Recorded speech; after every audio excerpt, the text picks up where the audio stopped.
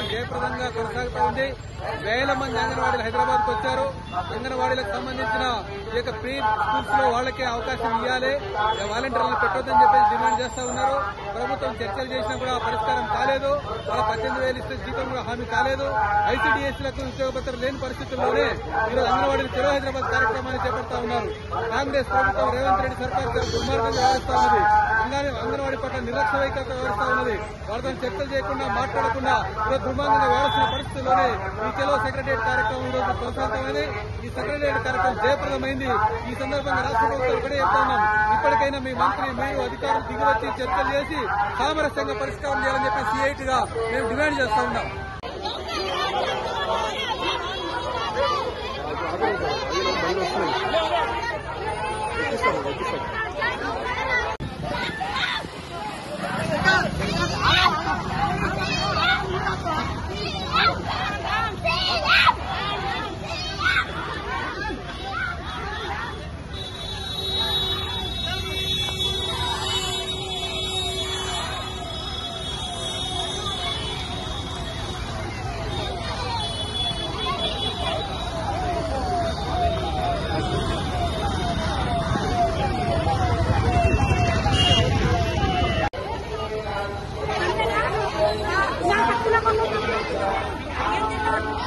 Nah,